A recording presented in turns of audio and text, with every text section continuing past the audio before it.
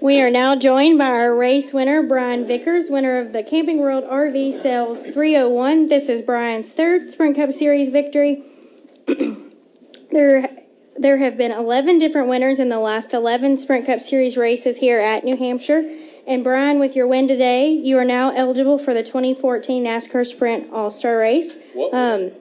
Obviously a big day for you, a big day for the organization. Let's start with Brian, Rodney, and then Ty will end with you. Just talk a little bit about what today is and just try to put it in words for everyone here. I don't know that I can, to be honest with you. I think, just everything that a lot of us have gone through and everything that I've gone through over the last so many years, from the blood clots and, you wake up one morning and you're just not sure, you're just hoping to be around the next, to are you ever going to race again, to okay, I may race again, to all right, I'm racing, now I don't have a job, to getting a phone call from Ty and him asking me if I was interested in running 8 races, and I said absolutely, and to go through all that and then to have an opportunity. One of the most exciting things, no offense, Ty, for me was to work with Rodney. I've known Rodney since I was about 8 years old. The first time he helped my father and another guy named Corey and some folks put my first go-kart together. At least that's what they told me. I was too young to remember. But, sure. Rodney and I have been trying to work together for a long time. It's taken us 20 years to do it, and nothing could be more special for me and for the both of us to have this win. And I think for me personally, the biggest thing is just the support of family and friends, my parents, my grandmother, my fiancée Sarah, and so many others through all of the difficult times and not having a ride, and then having a select few folks that in the community that still believed in me and supported me along the way. And that starts with Aaron's, taking a chance on me. Ty made the call, but I'm sure they had a say in it, and obviously Rob and Michael, Toyota, all this time, all the sponsors at MWR, and it's just when everything's going your way and when you're in victory lane, everyone's your friend. But when your back's against the wall and everything's down and things aren't looking so good, you really find out quickly, who's willing to vouch for you and not. And I learned a lot through that experience personally. I grew a lot as a person myself, and I'm thankful for that. And I, with everything that's happened, I'd like to think that I'll never forget those learning curves, and and I doubt that's going to happen. But all of that coming here and sitting in victory lane just makes it one of the most special events of my life. Rodney? Well, he covered most of our past, but I can remember the day that Clyde walked into our go-kart shop in Cornelius, North Carolina, and said he wanted to buy his 8-year-old kid a go-kart, and so we got it together overnight, and they came and picked it up the next day, and then a good friend of ours, Corey, helped Brian get started. But this means a lot to me. We've been hot and cold over the years with NWR. We got to win our first race together in 2009 and our second race as a company in 2010 at Chicago. And, it's something that you think about every single weekend. And, this weekend we knew we had a good car. A lot of people probably saw I said something last night about I was going to not sleep all night. But when you got a car that good, in practice, and you can make a small change to make it really, really good, it's hard to sleep at night. And so we made a few changes this morning, and actually what we did didn't work, and we got going along through the race there. And first pit stop of the race, we made a mistake on pit road. We made really big adjustments, a double adjustment in the rear, and left a wrench on the deck lid, and ended up getting a penalty and getting a lap down, and we all fought all day, and Brian never gave up and just drove his butt off all day, and we just got the right opportunity at the end, and sometimes days go your way and sometimes they don't, and we've had plenty that haven't. So just very fortunate that things worked out at the end the way that they did. The Toyota horsepower and having great fuel mileage all weekend. We knew this morning if it came down to a fuel mileage race, we were going to be in really good shape. So just happy for everybody, happy for everybody at MWR and the 250-some employees that we have that put all these cars together. And just really happy with Aaron's. They've been a big supporter of myself and this team and everybody at MWR for a long time. And been wanting to get them a real win. Everybody said that the win in Charlotte wasn't a real one because we won it in the rain. So we got them a real one now. So it means a lot to me, and it's good for our team. Todd? Yeah, I just felt like this race was actually sort of representative of the two entities being represented here, which is Michael Waltrip Racing and Brian Vickers. We were both at one point left for dead. We were believed that we wouldn't continue, and his career was in a state of flux. Our race was very much like that today after the penalty, and we spent probably 2/3 of the races running in the teens to 20s, and we knew that looking at the speed that wasn't representative. But one of the most impressive things that's happened all this season, I think, in our entire sport, may have gone a little bit unnoticed. Brian did not get a chance to come to Sonoma, did not practice, did not get one lap in it, didn't get to qualify, flew in, dropped into the seat Sunday morning at Sonoma. And at the end of the race, there were 110 laps, and the person with the most fast laps of the day was Brian Vickers. And that just doesn't happen. And that shows incredible talent, shows incredible confidence in yourself and in the equipment and the communication between these two, that they can do that over the phone. And so we always have confidence when he gets in the car that we can run up front and that we can compete for the win.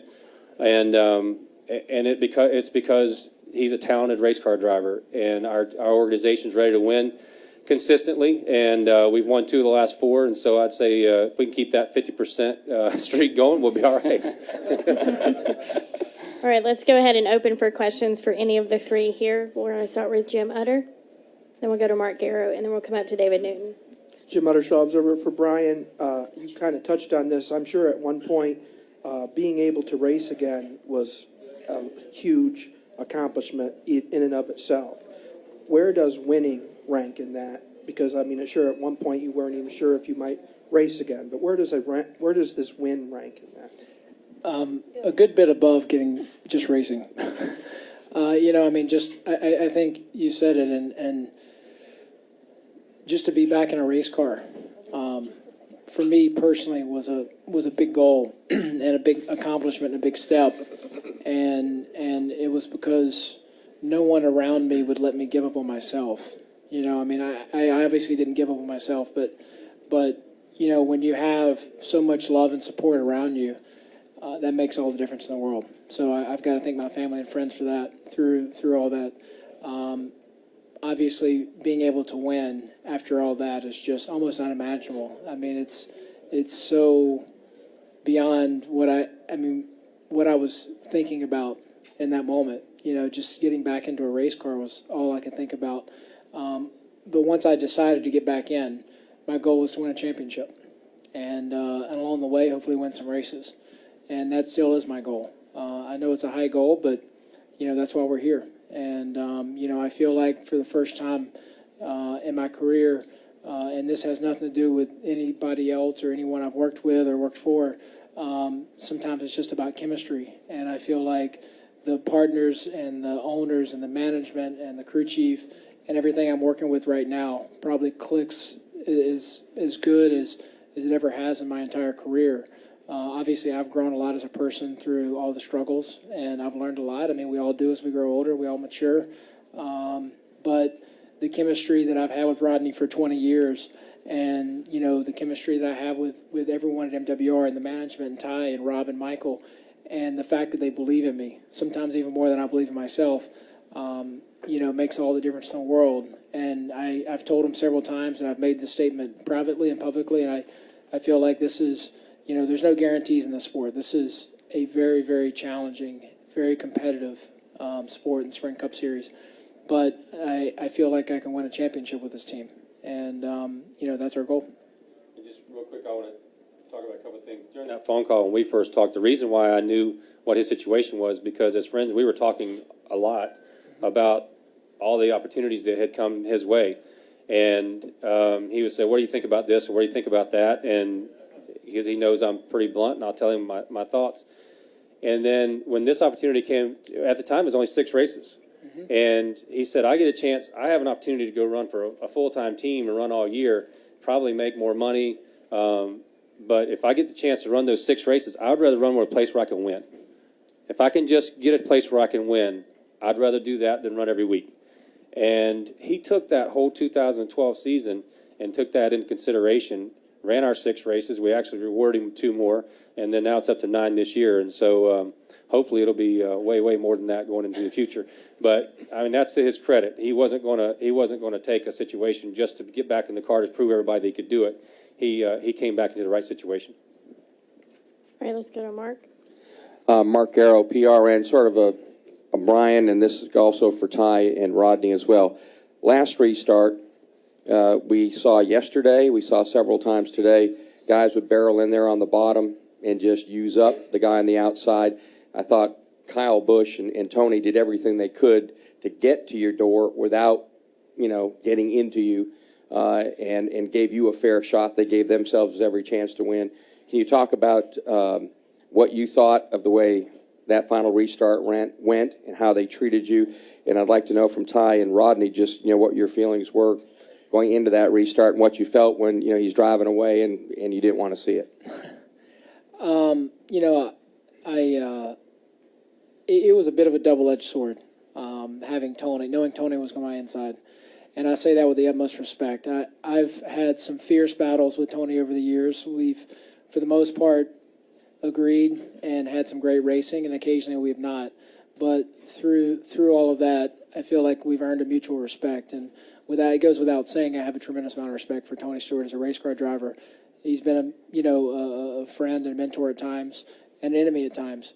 But the one thing I knew is that he was going to race me harder than just about anyone else out there. But I also knew that he wasn't going to wreck me, certainly not intentionally. He was going to race me clean and with respect. But so it was a bit of a double-edged sword. I was like, gosh, the last person I want to have to battle on a green-white checker is Tony Stewart. I mean, that guy, when he digs deep, he finds something that most people just can't find. And that's not what I wanted beside me. But at the same time, I knew that he wasn't going to go off in there and just hit me. He wasn't going to use me up. He wasn't going to run me off the racetrack, and he wasn't going to wreck me. And that's just, that's the double-edged sword I'm talking about. But I thank him for racing me clean and hard. But most importantly, it was this car that gave me the opportunity. I mean, man, we had a fast race car. It was just unbelievably fast. And Rodney kept telling me at the end of the race, he's like, okay, you're good, slow down. I was like, man, I'm slowing down. I was like, I'm rolling out early. I'm doing and it just kept going. And, and that's thanks to Rodney and all the engineers in MWR and everyone on this race team. They just gave me a great piece, especially in the race, like Rodney said. We started with a good car. We made some adjustments. Not all of them worked like we wanted at the beginning of the race, but he made some great calls during the race, some great adjustments, and some great pit strategy to get the car right and to get us the track position we needed, and that's what won us the race. Yeah, for me, I was on top of the spotter stand, and when they went into the corner 3 wide, I was just hoping someone didn't make a mistake, and I hadn't seen the top side of 3 wide come out of turn 2 ahead ever here. And when he came out of turn 2 with the lead and those two were jockeying, it was like he hit a 3-point shot at the buzzer to win the national championship. I mean, I was fist pumping and pumped up for him because I knew that was the moment. And lost in all that, Jeff Burton had a great day as well. And to see him come back, he gets beat up a lot too. I thought it was cool that he had the day he had, and so there are a lot of great stories out of this event. And to Jeff Burton, I would say thank him. I got to thank him for pushing me on that restart. I think Tony and I think the whole field was probably spinning their tires. I know I was, and I know Tony was. We were going through the gears as best and smooth as we could, but we were just old tires, and we were both just spinning. And Jeff maybe he didn't really have anywhere else to go, but nonetheless, he pushed me. And he gave me the nose advantage I needed going into one. Truthfully, I don't think I ever lost my confidence one time. Really, about 70 to go, I felt that like we could win the race. We had better tires than those guys, and felt fine about our fuel mileage, and we had got our car better and better all day. And he had found a few things on the racetrack that found us some speed. And with 10 to go, all you can think about is what could go wrong and what if the caution comes out. And he'll tell you, I was complaining every lap saying, save some tires if there's a caution. And, as soon as that caution came out, I felt like we were in the catbird seat. And the only way somebody was going to pass us is if they just roughed us up really, really bad. So, Tony Stewart, like Brian said, is absolutely amazing race car driver. And I never thought for a minute that he would take us out or do anything, just like Brian said. So I had lots of confidence going into that last deal. All right, let's go to David Newton and Bob Hawkers. Right up here. He's pinkish shirt. I should just start off by asking if your van got towed. I think you tweeted about that earlier today. No, I wanted to ask Brian a couple things. One, you mentioned your fiance was already stuck in traffic. Had she kind of given up on your chance to win and left, or what happened there? And does this convince Aaron's that you're the guy that they should go full time, and you guys should put it all together now? No, we were flying home with Denny, and Austin had left, so her ride was leaving. I'm pretty sure she is very upset about that decision. And I can tell you there's no bigger fan that I have than hers, and no one has more confidence in me than her. So it had nothing to do with that. It was she was probably stuck between a rock and a hard place, and just did what she was told she had to do, and but she made it back, and She jogged back. what was the second question? She actually did, yeah. Yeah, was she in flip-flops? Yeah. Yeah. And so she got to victory lane, and he was all sweaty. She was more sweaty. Yeah. I think she was just as excited. She probably more. Yeah. What was the second part of the question? I know there's been whether Aaron's would commit and all that, and just trying to find a way to finalize the deal next year and all. Actually, you know what? Let me back up for a second. I don't know this, but I'm going to speculate. My dad is what you would call extremely superstitious. And I'm sure, because she always watches the race with my parents in the stands, and I'm sure when it came time for her to go or stay, and the only reason she would stay is if we won, and we were probably racing for the win, I'll have to check on this, but I can almost guarantee my dad said, you're leaving. Yeah. Because don't do anything different. Yeah, don't do anything different, because if you stay expecting him to win, in his mind that jinxes the win. So I'm going to go on the limb here and say, do you agree with it? He knows my father well. Is this probably not an accurate statement? Yes. He probably told her to leave. So I'm going to have a word with him about this. I have no idea. Yeah. So, and I'll try to address the second one about Aaron's. They've been an incredible partner of Michael Waltrip Racing for 12 years. They were with Michael in his garage behind his house, running 6 to 8 nationwide races when he started. They've gone through a lot of change, and what has been amazing is they've given us every opportunity to sit there in front of them and talk about NASCAR, talk about Michael Waltrip Racing, talk about the relationship we've had, and they're believers. And they're believers in Michael Waltrip Racing, and they're believers in Brian. Michael hasn't made he's made no bones about it. In the last 30 to 45 days, he talks about Brian a lot as being that candidate that we want to go ahead and try to get moving forward with. And all I can tell you is wins help a lot of business issues. And so this was a great day for that. All right, let's go to Bob Hawkers. Bob Parker, Sporting News. That was kind of part of my question, but so Brian and Ty, are you confident that Brian will be in the 55 full-time next year? I don't. He's been our focus, and we would love to have him in the car, but we need commercial support. So you can't do.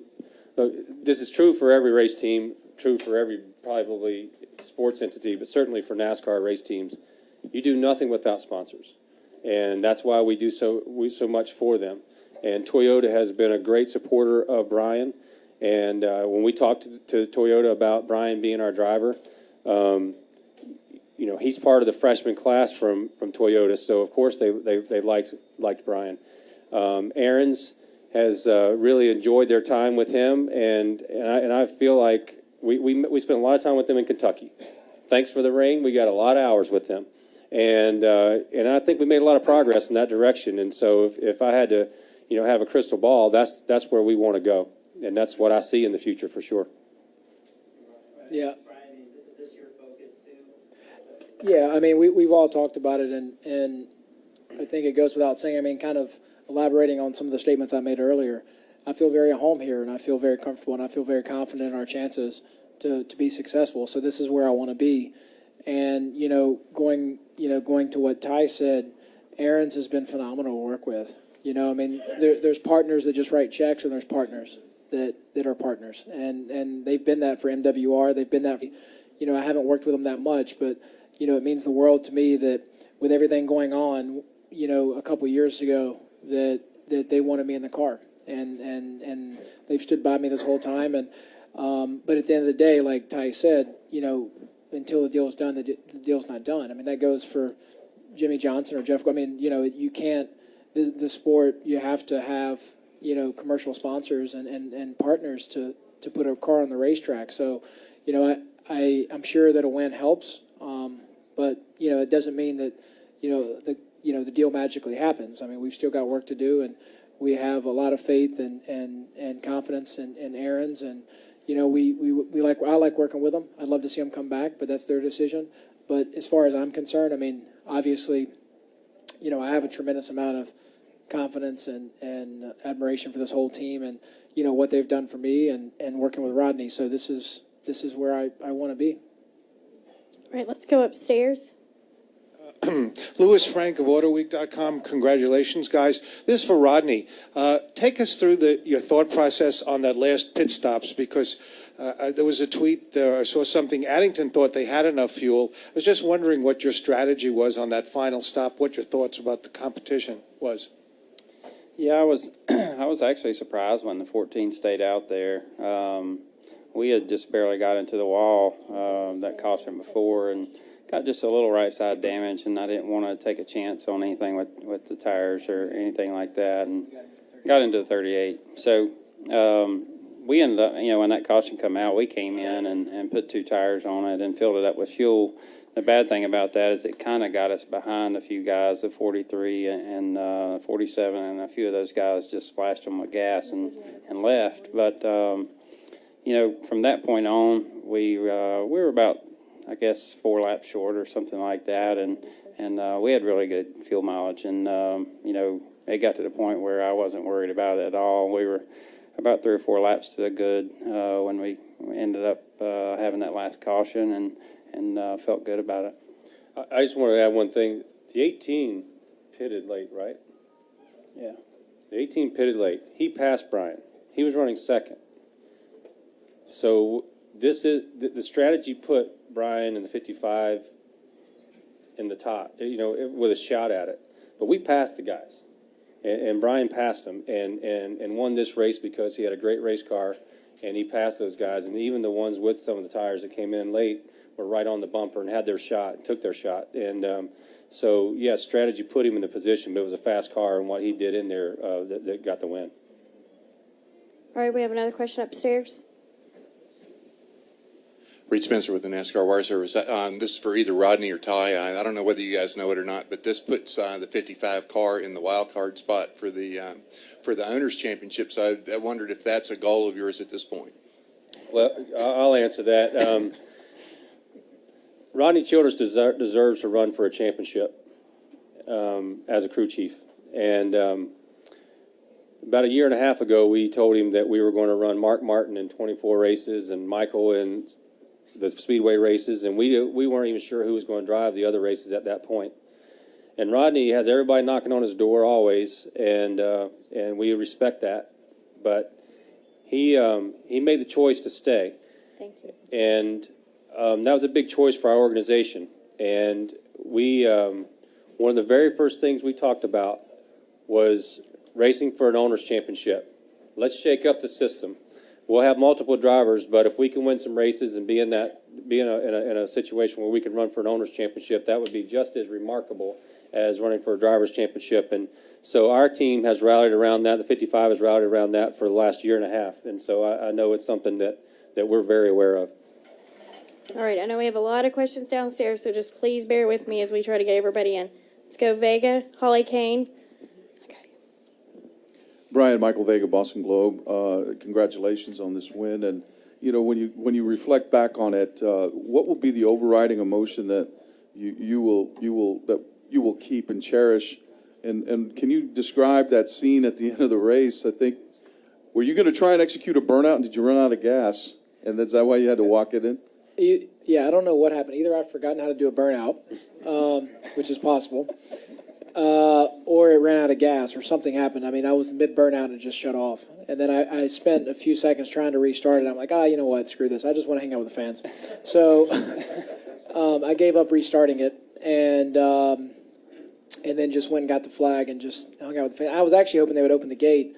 I don't know. Yeah, I remember I go back to my first NASCAR win at Indianapolis, and I remember they opened the gate and the fans were there, and that was just a special moment for me. And you know, because it's the fans that make this sport happen. And then by the time I realized the gate wasn't open, the team was there, and I wanted to spend some time with them. And at that point, I don't know. I'm pretty sure we ran out of gas, but maybe not. But either way, it shut off and it wouldn't start. So whatever happened, it was the end of my burnout. But it was a special victory either way. Mike, I just want to tell you, last year we won 3 races with Clint Boyer. All 3 times we ran out of gas. And so I came on the radio to Brian. I said, that's just kind of our thing. You run out of gas and walk to victory lane. Somebody push the car. Let's go. Yeah. You went the extra mile, quite literally and figuratively, to get this win, but you also had to walk a few hundred extra feet to get that checkered, and then even more to get to victory lane. Did that, you know, the steps that you took, did you reflect about, you know, how far you had actually come to reach that moment? Yeah, absolutely. It was difficult not to think about those last 50 laps or 30 laps or whatever it was, and I just tried to live in the moment as much as possible, turn by turn, and not think about the past or the future, what could or couldn't happen. And but once it was over, I think it was a sigh of relief, you know, with everything that had happened, to finally, you know, to clinch another victory after so long and after so much. And it was a lot in thankfulness. I don't know if, you know, that's the best. I mean, that's definitely the feeling I have. I just don't know if that's the right word to articulate it, but just thankful for everything that had happened, everything that didn't happen, you know, that I was able to get back into a race car, and that I had the support of family and friends to get through everything and to get back in a car. And, you know, that there was some people that still believed in me, namely these guys sitting here and everyone at MWR, to give me the chance. I mean, I think that was probably the biggest emotion that I still will have going forward, because, you know, they took a chance. And, you know, I mean, in a lot of ways, there was a lot going on and a lot of uncertainty for me. And, you know, whether it was health issues or all the drama or, you know, just, there was just so much. And so I'm just very thankful for all of that. And that was probably the number one and the main emotion that I had and still have. All right, let's go to Holly. And then Holly, if you'll just hand it off to the gentleman beside you. Thank you.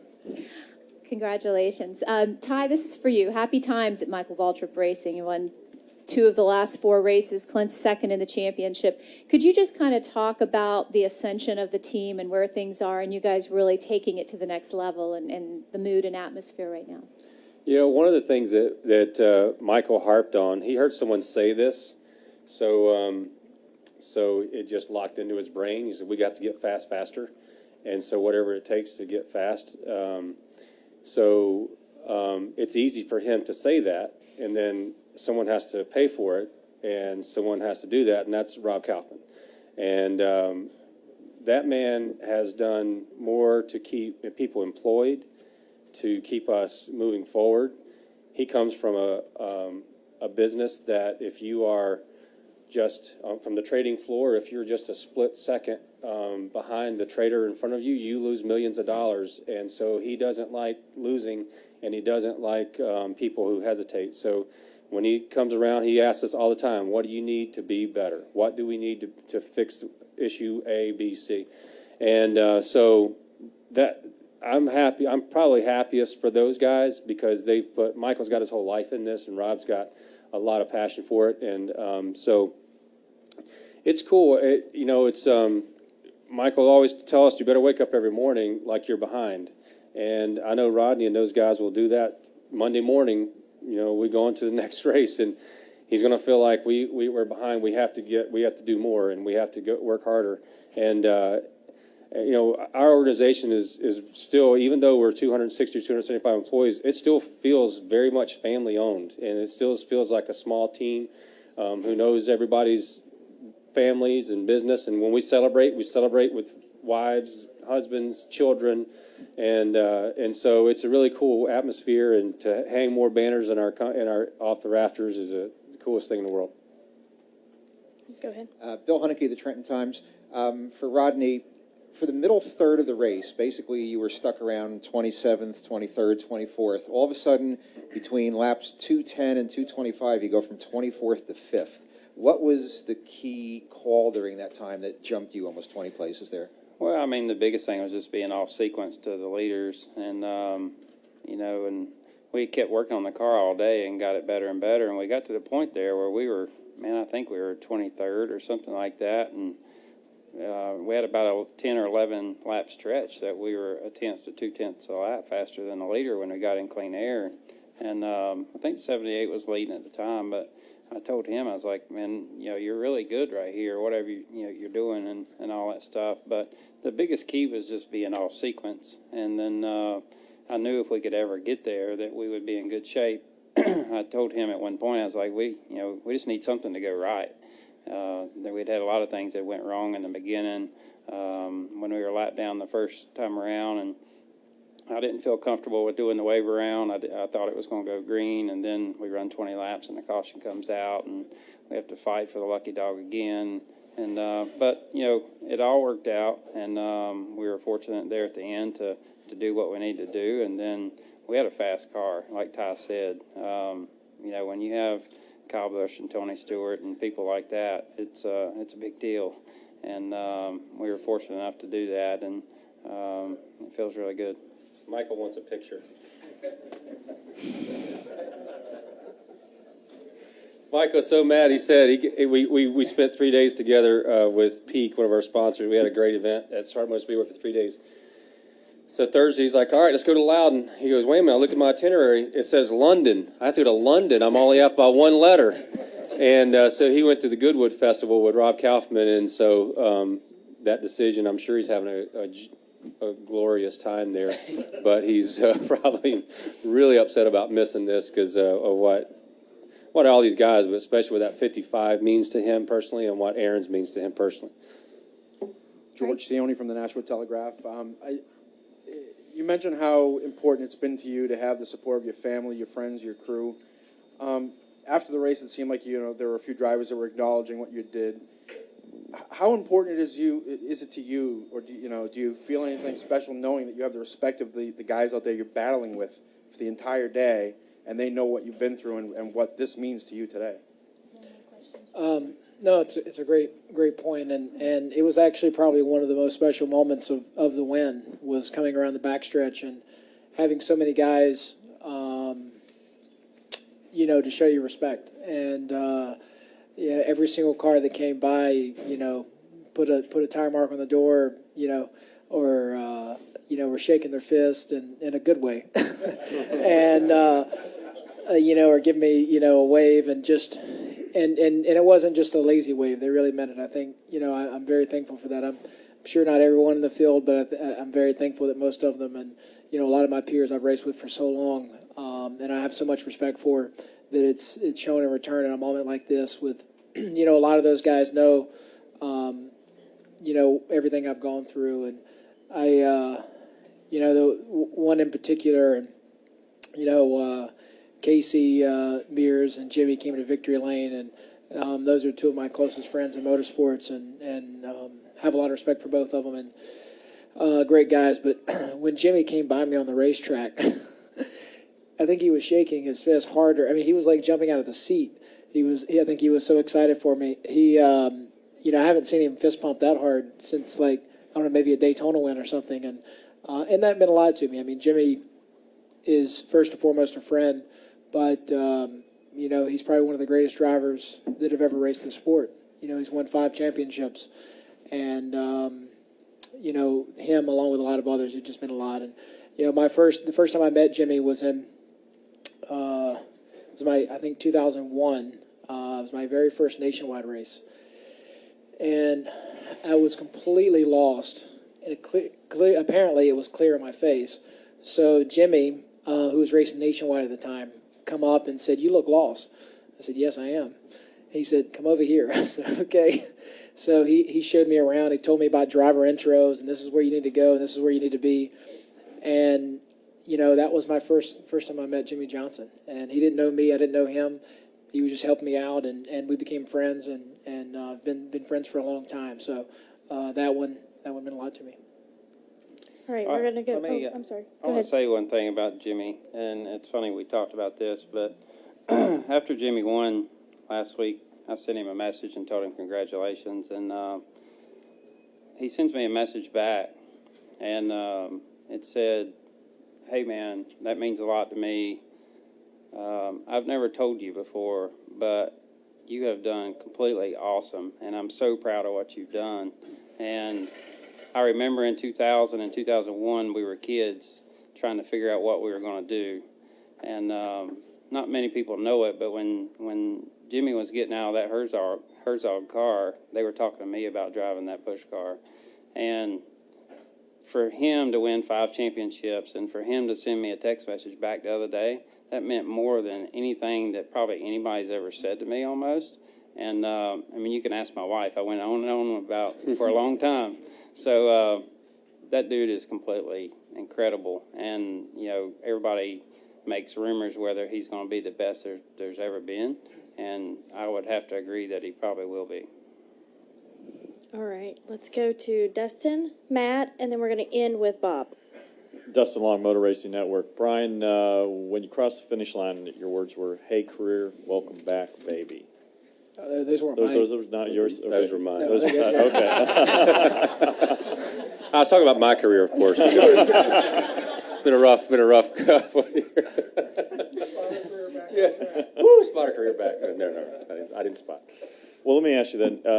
No, I think my comments were explicit and very awesome and extremely excited. More explicit. And you know, and just all of the above. But yeah, no, I didn't. I appreciate him saying that comment, but that's not a comment I would make about myself. I've learned the hard way. There's no guarantees in life, so I'm just taking it in. Obviously, the past will always be a part of you. Will always be a part of the narrative of your story. But a day like this, does it close the door in one aspect? I mean, it'll always still be. Those experiences will always still be there, but does that close the door in your mind on the last 2 or 3 years in some ways? Yeah, it's a very good question, and you know, I guess I haven't thought about it until you really mentioned it, and I suppose in a lot of ways it does. You know, I never will, and I don't want to forget those memories and the things that I learned through those experiences.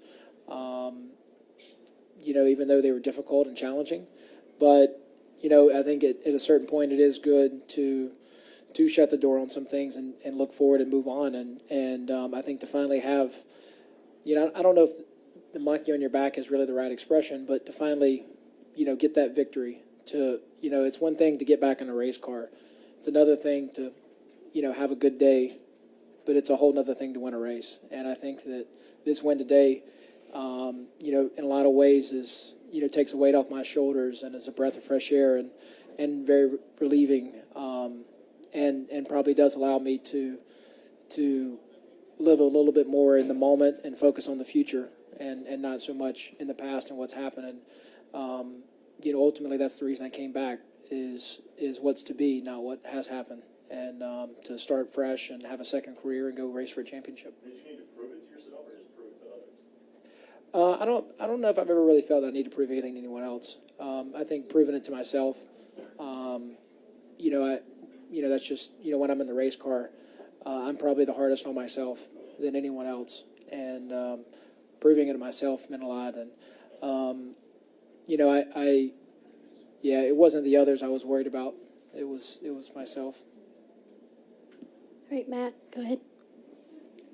Brian Ty, Matt Wernes, WWLP.com. Brian, I know in the past we've had long green flag runs up here. Today, a lot of cautions. Just explain how your car was in Ty. It seems like MWR has come a long way in the past year or two with Boyer and Truex. Do you guys feel that the hard work has paid off or is there more to come? Yeah, the cautions, I don't know exactly what all the cautions were for, but the entire field is so competitive.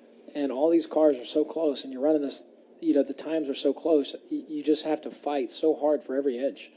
Even in the middle of the race when you're running 20th, or you're fighting for a lucky dog. And I think that just leads to more cautions. And this is a track where it's easy to get inside someone, but it's very difficult to complete the pass. And while you're inside of them, it's very easy to get loose or, hit someone. The last caution, I think, was debris.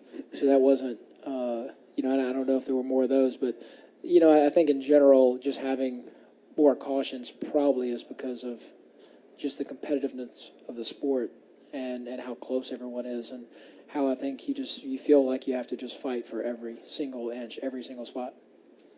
Yeah, to answer your question about the hard work, if we, for 1 second, decided to sit back in our chairs and kick our feet up on the desk, Rodney and Brian Patty, Chad Johnston, and all the drivers would be over there kicking them off and saying, we got to get busy. So we raced in Pocono, a month ago, and we raced there in 3 or 4 weeks. We won't come back the same. And by the time the chase happens, we'll have another version of our next iteration of our car. We're right dead in the beginning of our third performance improvement plan, which is put in place. The first one was put in place in 2011. And Toyota continues to bring out more steps on the engine side. So there's absolutely more to come.